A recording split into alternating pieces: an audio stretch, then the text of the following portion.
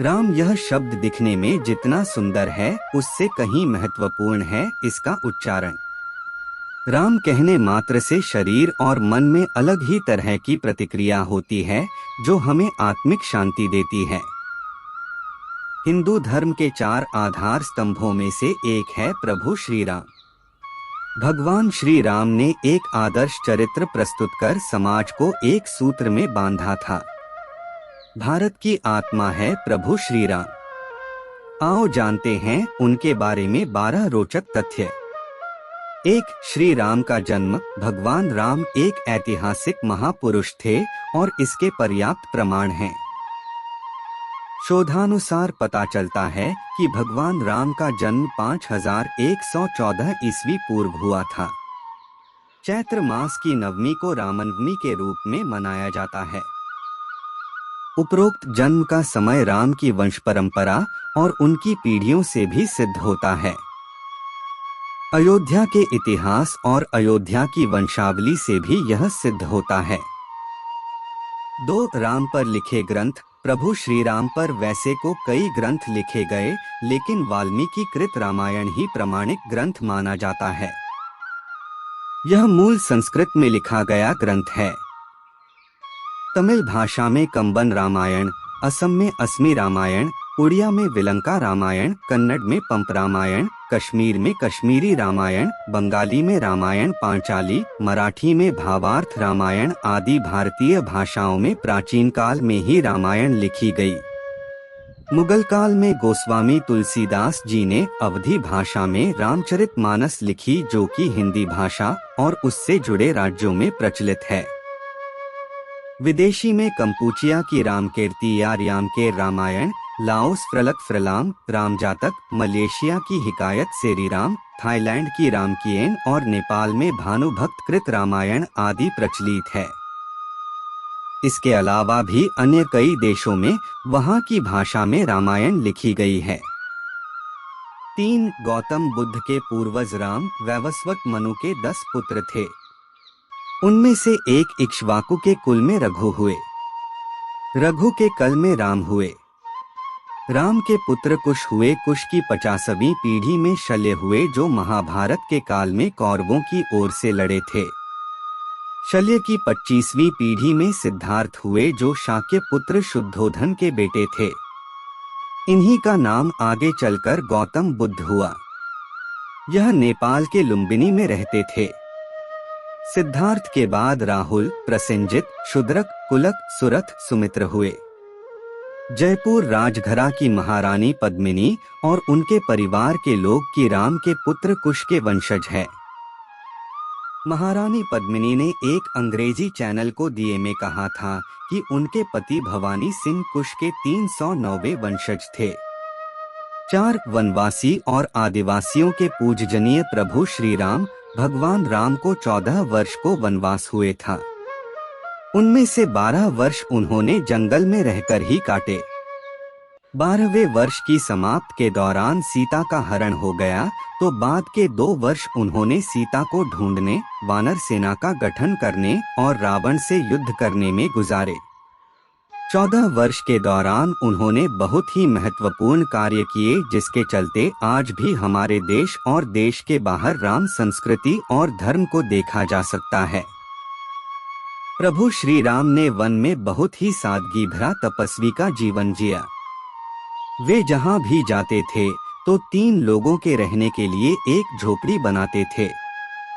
वहीं भूमि पर सोते, रोज कंदमूल लाकर खाते और प्रतिदिन साधना करते थे। उनके तन पर खुद के ही बनाए हुए वस्त्र होते थे। धनुष और बाण से वे जंगलों में राक्षसों और हिंसक पशुओं से सभी की रक्षा करते थे।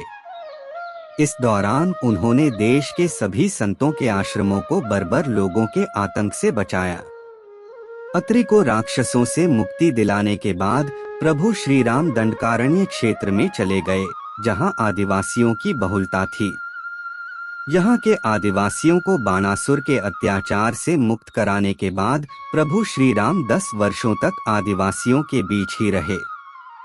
उन्होंने वनवासी और आदिवासियों के अलावा निषाद, वानर, मतंग और रीछ समाज के लोगों को भी धर्म, कर्म और वेदों की शिक्षा दी। वन में रहकर उन्होंने वनवासी और आदिवासियों को धनुष एवं बाण बनाना सिखाया, तन पर कपड़े पहनना सिखाया, गुफाओं का उपयोग रहने के लिए कैसे करें ये बताया और धर्म के मार्ग पर चलकर अपने रीति रिवाज कैसे संपन्न करें यह भी बताया। उन्होंने आदिवासियों के बीच परिवार की धारणा का भी विकास किया और एक दूसरे का सम्मान करना भी सिखाया। उन्हीं के कारण हमारे देश में आदिवासियों के कबीले नहीं, समुदाय होते हैं। उन्हीं के कारण ही देश भर के आदिवासियों के रीति रिवाजों में समानता पाई जाती है।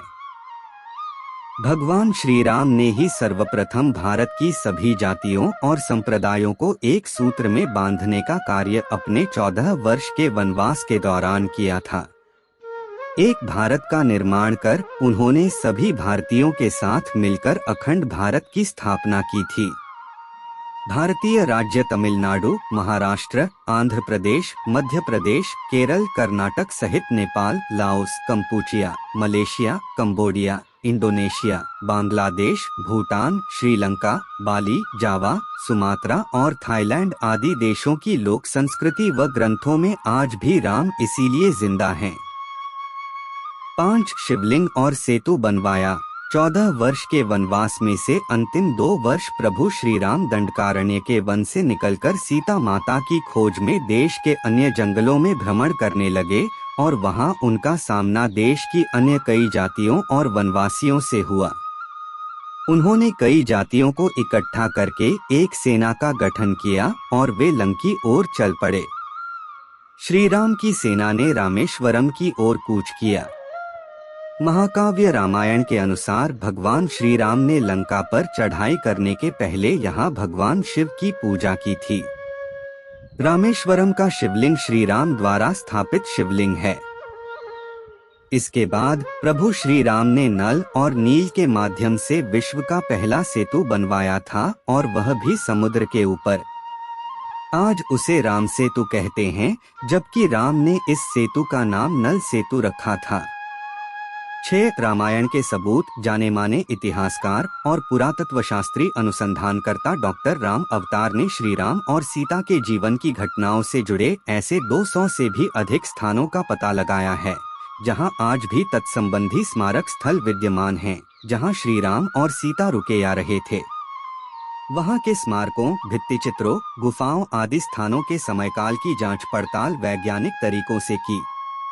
इन स्थानों में से प्रमुख के नाम है सरयू और तमसा नदी के पास के स्थान, प्रयागराज के पास श्रृंगवेरपुर तीर्थ, सिंगरौर में गंगा पार कुरई गांव, प्रयागराज, चित्रकूट, मप्र, सतना, मप्र, दंडकारण्य के कई स्थान, पंचवटी, नासिक, सर्वतीर्थ, पर्णशाला, तुंगभद्रा, शबरी का आश्रम, ऋषमुख पर्वत, कोडिकरई, रामेश्वरम, धनुषकोडी, रामसेतु और नुवारा एलिया पर्वत श्रृंखला।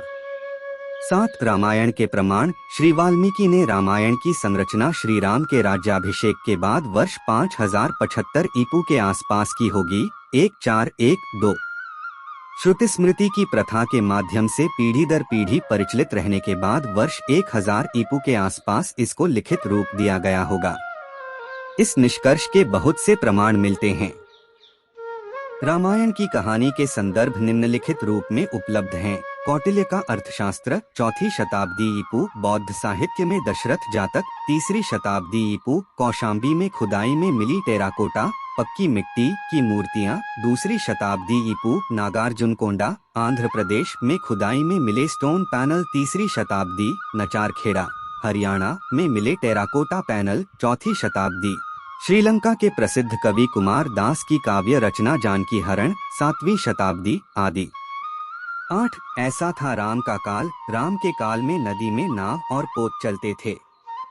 इसी काल में कुछ लोगों के पास विमान भी होते थे, जिसमें 4 से 6 लोग बैठकर यात्रा कर सकते थे। रामायण के अनुसार रावण के पास वायुयानों के साथ ही कई समुद्र जलपोत भी थे। रामायण काल में शतरंज खेला जाता था। इस खेल का आविष्कार लंका के राजा रावण की रानी मंदोदरी ने किया था। तब इसे चतुरंग कहा जाता था। यह भी कहा जाता है कि राम के काल में पतंग भी उड़ाई जाती थी। राम रावण युद्ध केवल धनुष बाण और गदाभाला जैसे अस्त्रों तक सीमित नहीं था। कहते हैं कि युद्ध के दौरान राम सेना पर सद्धासुर ने ऐसा विकट अस्त्र छोड़ा जिससे सुवेल पर्वत की चोटी को सागर में गिराते हुए सीधे दक्षिण भारत के गिरि को भी समुद्र में गिरा दिया था। सद्धासुर का अंत करने के लिए बिजली के आविष्कारक मुनि अगस्त्य ने सद्धासुर के ऊपर ब्रह्मास्त्र छुड़वाया था, जिससे सद्धासुर और अनेक सैनिक तो मारे ही गए, लंका के शिव मंदिर भी विस्फोट के साथ ढहकर समुद्र में गिर गए थे। इसी तरह उस काल में दूरबीन भी होता था। राम को अग्निवेश ने एक विशिष्ट कांच दिया था जो संभवत दूरबीन था। इसी दूरबीन से राम ने लंका के द्वार पर लगे दारूपंच अस्त्र को देखा और प्रक्षेपास्त्र छोड़कर नष्ट कर दिया था। राम और रावण की सेनाओं के पास भुशुंडियां, बंदूकें थीं। कुछ सैनिकों के पास स्वचालित भुशुंडियां भी थीं। अगस्त्य ने राम के हितार्थ शंकर से अजगव धनुष मांगा था। इस धनुष की व्याख्या करते हुए श्री शाही लंकेश्वर में लिखते हैं, चाप अभी बंदूक के घोड़े ट्रिगर के लिए उपयोग में लाया जाता है। चाप ट्रिगर का ही पर्यायवाची होकर अजगव धनुष है। पिनाक धनुष में ये सब अनेक पहियों वाली गाड़ी पर रखे रहते थे। तब चाप चढ़ाने अथवा घोड़ा ट्रिगर दबाने से भयंकर विस्फोट करते हुए शत्रुओं का विनाश करते थे। इसके अलावा दूरभाष की तरह उस युग में दूर नियंत्रण यंत्र था जिसे मधुमक्खी कहा जाता था। विभीषण को लंका से निष्कासित कर दिया था, तब वह लंका से प्रयाण करते समय मधुमक्खी और दर्पण यंत्रों के अलावा अपने 4 विश्वसनीय मंत्री अनल, पनस, संपाति और प्रभाति को भी राम की शरण में ले गया था। राम के काल में सभी लोग बहुत ही नैतिक और सभ्य थे। सभी मर्यादा में रहकर जीवन यापन करते थे। अधिकतर लोगों को वेद का ज्ञान था। 9 रामायण काल के ये लोग आज भी जिंदा हैं। आपको यह जानकर आश्चर्य होगा कि रामायण काल के 3 लोग आज भी जिंदा है। इनका नाम है हनुमान, जामवंत और विभीषण। इनके काल के पूर्व के 2 लोग भी आज तक जिंदा है। उनके नाम हैं विरोचन पुत्र महाबली और जमदग्नि के पुत्र परशुराम। 10 श्री राम की बहन। श्री राम की 2 बहनें भी थी, एक शांता और दूसरी कुकबी। हम यहाँ आपको शांता के बारे में बताएंगे। दक्षिण भारत की रामायण के अनुसार श्री राम की बहन का नाम शांता था, जो 4 भाइयों से बड़ी थीं। शांता राजा दशरथ और कौशल्या की पुत्री थीं, लेकिन पैदा होने के कुछ वर्षों बाद कुछ कारणों से राजा दशरथ ने शांता को अंगदेश के राजा रोमपद को दे दिया था। भगवान श्री राम की बड़ी बहन का पालन पोषण राजा रोमपद और उनकी पत्नी वर्षिणी ने किया, जो महारानी कौशल्या की बहन अर्थात श्री राम की मौसी थीं। 11 नहीं किया था राम ने सीता का परित्याग। पहले रामायण 6 कांडों की होती थी, उसमें उत्तरकांड नहीं होता था। फिर बौद्ध काल में उसमें राम और सीता के बारे में सच झूठ लिखकर उत्तरकांड जोड़ दिया गया। उस काल से ही इस कांड पर विद्वानों ने घोर विरोध जताया था, लेकिन इस उत्तरकांड के चलते ही साहित्यकारों, कवियों और उपन्यासकारों को लिखने के लिए एक नया मसाला मिल गया और इस तरह राम धीरे धीरे बदनाम होते गए। 12 राम की जल समाधि। श्री राम द्वारा जल समाधि लेने की घटना को हिंदू दलितों का धर्मांतरण करने वाले आलोचकों ने आत्महत्या करना बताया। मध्यकाल में ऐसे बहुत से साधु हुए हैं जिन्होंने जिंदा रहते हुए सभी के सामने धीरे धीरे देह छोड़ दी और फिर उनकी समाधि बनाई गई। राजस्थान के महान संत बाबा रामदेव, रामापीर ने जिंदा समाधि ले ली थी, तो क्या हम यह कहें कि उन्होंने आत्महत्या कर ली? दरअसल अयोध्या आगमन के बाद राम ने कई वर्षों तक अयोध्या का राजपाट संभाला और इसके बाद गुरु वशिष्ठ व ब्रह्मा ने उनको संसार से मुक्त हो जाने का आदेश दिया। एक घटना के बाद उन्होंने जल समाधि ले ली थी। सरयू नदी में श्री राम ने जल समाधि ले ली थी।